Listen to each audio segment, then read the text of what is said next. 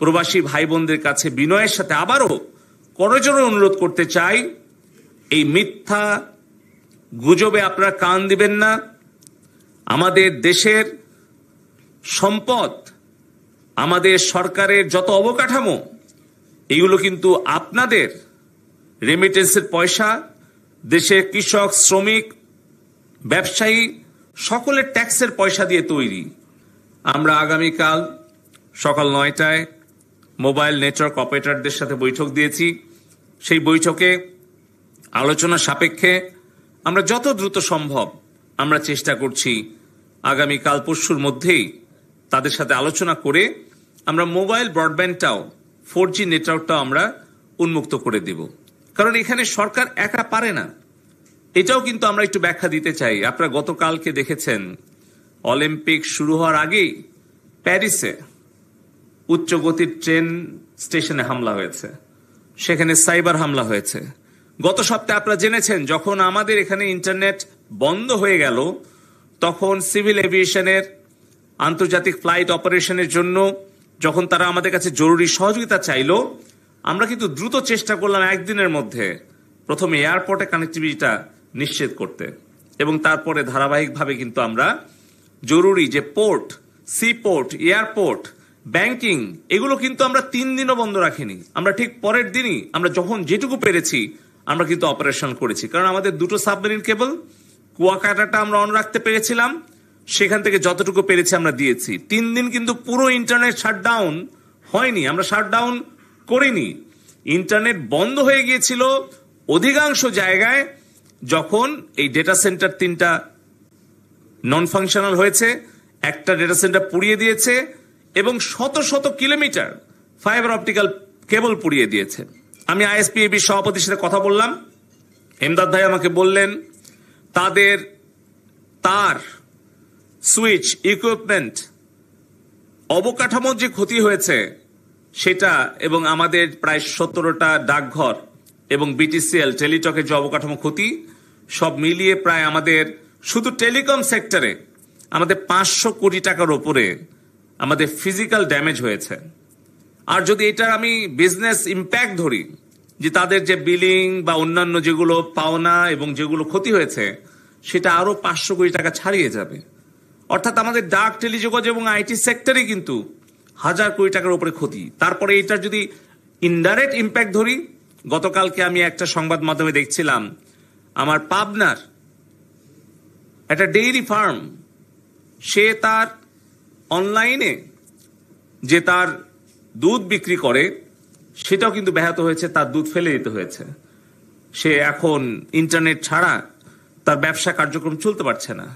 আপনারা জানেন যে আমাদের যে পোশাক শিল্পে 40 লাখ কর্মী আছে, তাদের যে রপ্তানিমুখী শিল্প, সেটাও কিন্তু ইন্টারনেট ছাড়া চলছিল না। আমাদের আউটসোর্সিং যারা করে 7 লক্ষ ফ্রিল্যান্সার, আমাদের যারা software developer, service provider, exporter, তাদের প্রতিদিন অন্তত 50 থেকে 60 কোটি টাকা ক্ষতি হয়েছে।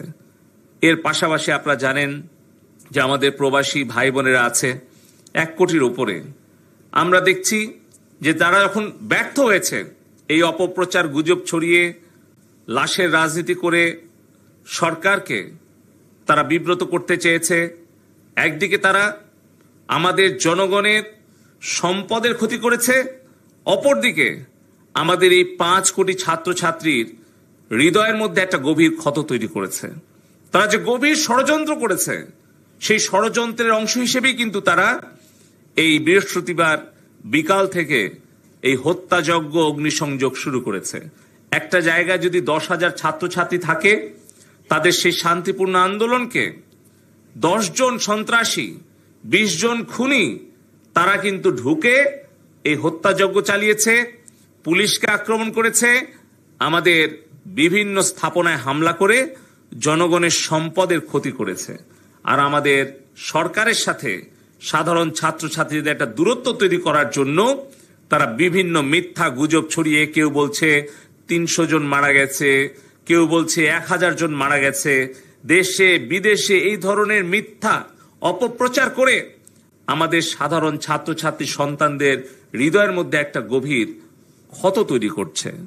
আমরা চাই সরকারের পক্ষ থেকে আমাদের এই কোমলমতি সাধারণ শিক্ষার্থী, এই যে প্রাথমিক, মাধ্যমিক, উচ্চ মাধ্যমিক, মাদ্রাসা, বিশ্ববিদ্যালয় পর্যায়ে 5 কোটি ছাত্রছাত্রী আছে, ভবিষ্যৎ স্মার্ট বাংলাদেশের যারা কর্ণধার, তাদেরকে আমাদের স্নেহ, মমতা, সংবেদনশীলতা দিয়ে তাদের সেই হৃদয়ের ক্ষত দূর করে, তাদের ভালোবাসা দিয়ে, স্নেহ দিয়ে, মমতা দিয়ে তাদেরকে আবার আমরা আমাদের দেশের কাজে তাদেরকে উজ্জীবিত করতে চাই, অনুপ্রাণিত করতে চাই।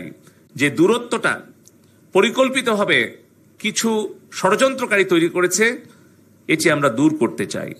আজকের এই শান্তির জন্য বৃক্ষ এই কর্মসূচিতে আমি আমাদের দেশের সকল ছাত্রছাত্রী, আমাদের ভবিষ্যৎ বাংলাদেশের কর্ণধারদেরকে অনুরোধ করতে চাই যে আসুন আমরা প্রত্যেকেই অন্ততপক্ষে একটি করে বৃক্ষের চারা এই বর্ষা মৌসুমে আমরা রোপণ করি এবং শান্তির বার্তাটা আমরা সব জায়গায় ছড়িয়ে দিই। আমি লক্ষ্য করছি কয়েকদিন হলে আমাদের প্রবাসী ভাই বোনরা যারা রক্ত, ঘাম, শ্রম দিয়ে আমাদের এই দেশের অর্থনীতির চাকাকে সচল রেখেছে, যে প্রবাসী ভাই বোনদের রক্ত, ঘাম, শ্রমের রেমিটেন্সের পয়সা দিয়ে আমাদের এলিভেটেড এক্সপ্রেস হয়েছে, আমাদের মেট্রো রেল হয়েছে, পদ্মা সেতু হয়েছে, ডিজিটাল বাংলাদেশের অবকাঠামো তৈরি হয়েছে, সারা বাংলাদেশে 13 কোটি ইন্টারনেট ব্যবহারকারী, যার মধ্যে কিন্তু আমাদের এই প্রবাসী ভাই বোনদের আত্মীয় স্বজন, পরিবার স্বজনরাও আছেন। আমরা বুঝতে পারি এই 13 কোটি ইন্টারনেট ব্যবহারকারী যদি ইন্টারনেট ব্যবহার করতে না পারে, যদি প্রবাসে তার সন্তান, স্বামী কিংবা ভাই বোনদের সাথে যদি ভিডিও কনফারেন্সে তাদের খোঁজ খবর না দিতে পারে, তাহলে তারা কতটা মনোকষ্টে থাকে এটা আমরা উপলব্ধি করতে পারি। কিন্তু একবার চিন্তা করে দেখেন, আজ থেকে 15 বছর আগে বাংলাদেশি ইন্টারনেট ব্যবহারকারীর সংখ্যা কত ছিল? বাংলাদেশে কি 4G ছিল? বাংলাদেশে কি আমরা হোয়াটসঅ্যাপ, ইমো, ভাইবার এগুলো ব্যবহার করতে পারতাম? একটা গ্রাম থেকে, শহর থেকেও তো পারতাম না।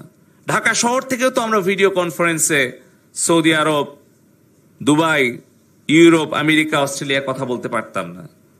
তার আগেও তো অনেক সরকার ছিল যারা আজকে উস্কানি দিচ্ছে যে রেমিটেন্স পাঠিয়েন না, রেমিটেন্স পাঠানো 6 মাস বন্ধ রাখেন, তাহলে পারে সরকার পতন হয়ে যাবে। আমি তাদের উদ্দেশ্যে বলতে চাই, 2009 সালে আওয়ামী লীগের সরকার গঠনের আগে আর কি কোনো সরকার ছিল না? তখন তারা কেন এই ইন্টারনেটের দাম কমাতে পারলো না? কেন তারা 4G নেটওয়ার্ক দিতে পারলো না? কেন তারা বাংলাদেশের গ্রাম পর্যন্ত ফাইবার অপটিক্যাল কেবল নিয়ে যেতে পারলো না? আজকে আমাদের প্রাইভেট আইএসপির সংখ্যা 3000, 1,20,00,000 মানুষ তারা ব্রডব্যান্ড কানেক্টিভিটি ইউজ করে বাসা, বাড়ি, অফিস, আদালতে, ব্যবসা প্রতিষ্ঠানে। আমাদের 12 কোটি ইন্টারনেট ব্যবহার করে মোবাইল 4G নেটওয়ার্কের মাধ্যমে। আমাদের বিদেশে যারা প্রবাসী কর্মী ভাইয়েরা আছেন, আমি গত কয়েকদিন হলে খেয়াল করছি খুব পরিকল্পিতভাবে আমাদের সরকারকে, মাননীয় প্রধানমন্ত্রীকে, আমাদেরকে আক্রমণ করা হচ্ছে। এমন ভাষায় আক্রমণ করা হচ্ছে, এটা কোনো সুস্থ স্বাভাবিক মানুষের পক্ষে সম্ভব নয়। এটা নিশ্চয়ই পরিকল্পিতভাবে উস্কানি দিয়ে এটা করানো হচ্ছে। আমার মায়ের বয়স 82 বছর। আমার মাও ফেসবুকে অ্যাক্টিভ, আমার সাথে ভিডিও কনফারেন্সে কথা বলেন, ফেসবুকে উনি লাইভ টাইপ দেখেন।